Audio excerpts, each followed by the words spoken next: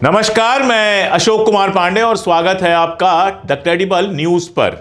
बिहार से एक बड़ी खबर आई है, काफी बड़ी खबर आई है। बिहार पुलिस का कहना है कि 3 आतंकवादी नेपाल की सीमा पार करके बिहार के अंदर घुसे हैं। नाम बताया जा रहा है हसनैन, जो रावलपिंडी का है, आदिल जो उमरकोट का है और उस्मान जो बहावलपुर का है। इनकी तस्वीरें भी जारी की गई हैं।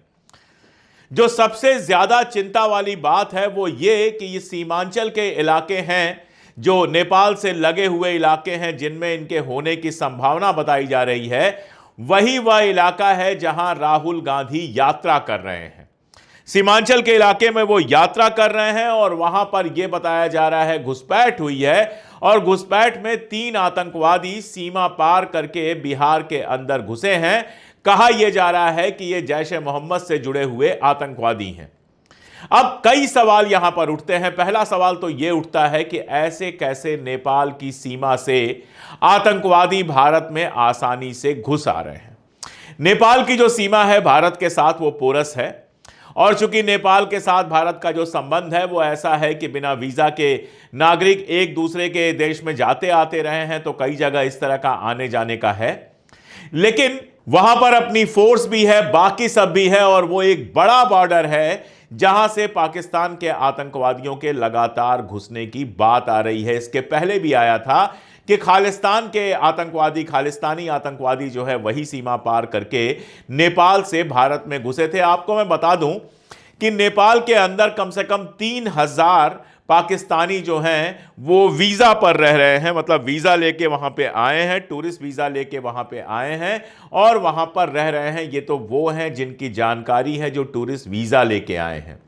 बिना टूरिस्ट वीजा के भी वहां रहने वाले लोगों के बारे में खबरें आई हैं। मतलब पाकिस्तान से काफी लोग नेपाल के अंदर रह रहे हैं, नंबर 1। दूसरा यह कि नेपाल में मौजूद कई पाकिस्तानी नागरिक ऐसे हैं, खुफिया रिपोर्ट्स बताती हैं, जो भारत विरोधी गतिविधियों में संलग्न हैं। बड़े पैमाने पर डंकी रूट लेकर आराम से ऊपर से क्रॉस करते हुए, कश्मीर को पूरा लेकर क्रॉस करते हुए नेपाल में घुसते हैं पाकिस्तान के बहुत सारे लोग। और इनमें से अवैध तरीके से जो घुसने वाले होते हैं, इनकी कोशिश होती है कि फिर बिहार के रास्ते से ये हिंदुस्तान के अंदर घुस जाएं। कई पाकिस्तानी नागरिकों ने तो नेपाली लड़कियों से शादी कर ली है वहां पर और नेपाल में ही पूरी तरह से बस गए हैं। और यह बताया जाता है कि पाकिस्तान का जो खुफिया काम है वो ऐसे लोगों के भरोसे चलता है। यह तो हो गया पहला फैक्ट। यानी पाकिस्तान से नेपाल के रास्ते भारत घुसने वालों की संख्या है, यह खुफिया जानकारी है और इसके बावजूद अगर भारत सरकार इसको नहीं रोक पा रही है तो यह अपने आप में एक बड़ा सवाल बनता है। दूसरी बात यह कि उस इलाके में मैंने आपको बताया कि राहुल गांधी जो है यात्रा कर रहे हैं। राहुल गांधी विपक्ष के नेता हैं, संसद में विपक्ष के नेता हैं, लोकसभा में विपक्ष के नेता हैं, बड़े नेता हैं। उनकी रैलियों में जबरदस्त भीड़ आ रही है और जाहिर सी बात है कि जब इस तरह की रैली चलती है तो सुरक्षा के कई सारे इंतजामात उस तरह से नहीं हो पाते हैं जिस तरह से होना चाहिए। जैसे पहली बार जब मोटरसाइकिल से निकले थे राहुल गांधी तो एक बंदा सारा सुरक्षा घेरा तोड़कर उनके बिल्कुल करीब पहुंच गया था और तब भी मैंने जब उसको रिट्वीट किया था तो कहा था कि राहुल गांधी की सुरक्षा का विशेष ध्यान रखा जाना चाहिए, खास तौर से तब जब हम जानते हैं कि उनके पिता और उनकी दादी दोनों आतंकवादियों के शिकार हुए हैं। ये आतंकी अलर्ट जब पहुंचा है तो राहुल गांधी की यात्रा में बदलाव किया गया है। सीतामढ़ी के कैंप में वो रुके थे, वहां से उनको जानकी मंदिर जाना था। रास्ते में कई जगह स्वागत मंच बने थे, जहां उनको जाना था ये सारे स्वागत मंच उन्होंने छोड़ दिए, नहीं गए, वो सीधे जानकी मंदिर गए और मंदिर के बाद जो रोड शो था उसको भी कैंसिल किया गया। अब राहुल गांधी ओपन जीप की जगह बंद गाड़ी में चल रहे हैं। इसके अलावा और भी कई सारे बदलाव किए गए हैं उनकी यात्रा में। अब सवाल यह है जो पूछा ही जाएगा कि राहुल गांधी की यात्रा के समय ही जैश के आतंकवादी क्यों घुसे, या फिर जैश के आतंकवादियों के बारे में अगर इतना पता है कि उनका नाम पता है, हसनैन अली, आदिल हुसैन, मोहम्मद उस्मान, कहां के रहने वाले हैं, घुसे हैं, सब कुछ पता है, तो फिर उनको रोका क्यों नहीं जा सका। यह भी एक बड़ा सवाल है जो पूछा जाएगा। और तीसरा सवाल यह है जो बार बार कहा जा रहा है कि बिहार में बड़ी वारदात कर सकते हैं आतंकी। आखिर बिहार में बड़ी घटना करने के पीछे क्या है, क्यों इस समय पाकिस्तान चाहेगा कि बिहार के अंदर कोई बड़ी घटना हो, यह एक बहुत बड़ा सवाल है।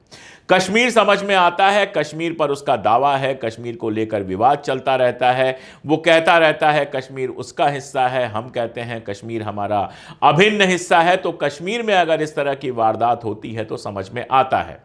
एक दौर था जब कश्मीर के अलावा भी कई जगहों पर ऐसी वारदातें हुई थीं, लेकिन मुझे नहीं लगता कि पिछले 15, 20, 25 सालों में कश्मीर के अलावा आतंकवादियों ने किसी बड़ी घटना को अंजाम दिया है। आप मुंबई में जो हुआ था होटल ताज, उसको याद कर लें तो उसके बाद कोई ऐसी घटना दिखाई नहीं देती कि देश के किसी और हिस्से में इस तरह की किसी घटना को अंजाम दिया गया हो। फिर अचानक क्या हो गया कि बिहार के अंदर पाकिस्तान आतंकवादी घटना करवाना चाहता है। यह एक सवाल जो है आपके सामने है, क्योंकि अभी थोड़े दिन पहले पाकिस्तान के साथ हमारी झड़प हुई है। आप सबको याद ही है, बताने की जरूरत नहीं है। ऑपरेशन सिंदूर चला है, 4-5 दिन ऑपरेशन सिंदूर चला, बिल्कुल युद्ध जैसी स्थिति बन गई थी। ट्रंप तो बार बार दावे कर रहा है कि एटॉमिक वार हो सकता था। अब दोनों देश एटॉमिक पावर हैं तो कोई भी जंग एटॉमिक वार में बदल सकती है। हालांकि मुझे नहीं लगता कि भारत या पाकिस्तान का जो लीडरशिप है वो इतना गैर जिम्मेदार होगा कि एटम बम का इस्तेमाल करेगा। लेकिन छोड़ दीजिए, ये सब युद्ध तो हुआ था, युद्ध जैसे हालात तो बने थे। अगर सीज फायर नहीं होता, कुछ दिन और चलता, तो युद्ध लंबा खिंच सकता था। और उसके बाद सीज फायर के बाद भारत ने जो नई रेड लाइन बनाई है, यानी जो हुआ तो तुरंत युद्ध शुरू हो जाएगा, अगर ये वाली रेड लाइन है, इसको आप क्रॉस नहीं कर सकते। वो रेड लाइन ये है कि एक भी आतंकवादी कार्रवाई अगर होती है तो उसको युद्ध की घोषणा माना जाएगा और भारत अपने आप को युद्ध में शामिल समझेगा। अब यहां से आप जोड़ लीजिए कि अगर बिहार के अंदर कोई आतंकवादी घटना हो जाती है तो जाहिर तौर पर यह रेड लाइन क्रॉस हो जाएगी और भारत और पाकिस्तान युद्ध जैसी स्थिति में पहुंच जाएंगे। क्या इस पॉइंट पर आज के समय पाकिस्तान भारत के साथ सीधा युद्ध चाहता है? यह अपने आप में फिर एक बड़ा सवाल है, क्योंकि देखिए स्थिति बहुत पिकूलियर है। अमेरिका के साथ हमारे रिश्ते लगातार खराब होते गए हैं टैरिफ के बाद। लगातार वहां से जो बयान आ रहे हैं वो बेहद परेशान करने वाले बयान हैं। अभी ट्रंप का जो सलाहकार है उसने रशिया यूक्रेन वार को मोदीज वार कह दिया। उसने आरोप लगा दिया कि भारत जो है वो अथॉरिटेटिव कंट्रीज के साथ रिलेशन रख रहा है। रशिया को उसने अथॉरिटेटिव कंट्री कहा। अब सोचने वाली बात यह है कि सऊदी अरबिया से लेकर तमाम सारी कंट्रीज हैं जो अथॉरिटेटिव हैं, उनके साथ अमेरिका का भी रिश्ता तो है, लेकिन यह सब मामला नहीं है। मामला किसी अथॉरिटेटिव रजाइम का भी नहीं है, वरना ट्रंप तो अमेरिका के इकलौते राष्ट्रपति हैं जो नॉर्थ कोरिया चले गए थे किम इल जुंग से मिलने के लिए। उससे ज्यादा अथॉरिटेटिव कंट्री आज के टाइम में कोई और नहीं है। चीन के साथ भी रिश्ता बना रहे हैं, वो भी अथॉरिटेटिव कंट्री है। ये सब तानाशाहियां हैं, तो ये सब कोई मामला नहीं है।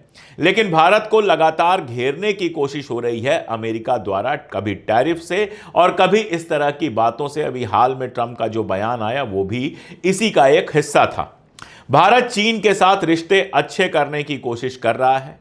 जयशंकर जी होकर आए हैं, राजनाथ जी होकर आए हैं, एससीओ की समिट में जाने की बात चल रही है, मोदी जी के आरसीईपी में फिर से शामिल होने की बात चल रही है, तो चाइना के साथ रिश्ते बनाने की बात हो रही है। चाइना के विदेश मंत्री भी यहां आए थे। ऐसे में क्या भारत से युद्ध छेड़ना चाहता है पाकिस्तान? क्या उसको ऐसा लगता है कि इस पॉइंट पर युद्ध छिड़ा तो अमेरिका मदद नहीं करेगा और चाइना तो नहीं ही मदद करेगा, चाइना तो पाकिस्तान के साथ ही खड़ा होगा और ऐसे में भारत को घेरना आसान हो जाएगा? ये सारे वो सवाल हैं जो न सिर्फ आपके और हमारे सामने हैं, बल्कि भारत को जो लीड कर रहे हैं, भारत के जो नेता हैं, उनके सामने भी होना चाहिए। अब देखिए सोशल मीडिया पर तो वही चलेगा जो चलता है कि ये आतंकवादियों के घुसने की जो घटना है वो चुनाव में फायदा उठाने की बात है, ये है वो है, हो सकता है नहीं हो सकता है, मैं उसमें नहीं जाऊंगा। लेकिन दुनिया की राजनीति जितनी समझता हूं उसको देखकर मुझे ये उससे आगे का थोड़ा गंभीर मामला लगता है। पहली चिंता तो ये होती है कि राहुल गांधी की सुरक्षा के साथ कोई समझौता ना हो। तो जो लोग राहुल गांधी के साथ चल रहे होंगे, मुझे उम्मीद है कि वो इसको गिमिक नहीं समझेंगे और वो इसको गंभीरता से लेंगे, अपने नेता की सुरक्षा सुनिश्चित करेंगे, नंबर 1। और नंबर 2, मुझे लगता है कि भारत सरकार को नेपाल वाला जो रूट है उससे पाकिस्तान से हो रही घुसपैठ को रोकने के लिए और कड़े कदम उठाने पड़ेंगे, क्योंकि लंबी सीमा है और जाहिर तौर पर पहाड़ है, पानी है, पोरस सीमा है, घुसना बहुत जगहों से आसान हो जाता है। भारत और नेपाल के बीच में एक स्वाभाविक रिश्ता रहा है, उधर के लोग इधर आते रहे हैं, इधर के लोग उधर जाते रहे हैं, अब भी वीज़ा वगैरह की ज़रूरत नहीं है। तो वो पोरस रास्ते का फ़ायदा पाकिस्तान ना उठा पाए अपने आतंकवादियों को इन्फिल्ट्रेट करके, ये जिम्मेदारी भारत सरकार की है और मुझे लगता है इसको बहुत गंभीरता से देखना होगा, क्योंकि इस समय अगर कोई युद्ध जैसी स्थिति बनती है तो कम से कम भारत के लिए तो बिल्कुल ठीक नहीं है। भारत इस समय अपना जो इंटरनेशनल रिलेशंस हैं उनको नए सिरे से बनाने बिगाड़ने में लगा हुआ है। इस बीच में जो ये खेल है ये छोटा मोटा खेल नहीं है, ये बड़ा खेल है और कम से कम मैं इसको बहुत गंभीरता से लेता हूं। आज के लिए इतना ही, बहुत शुक्रिया।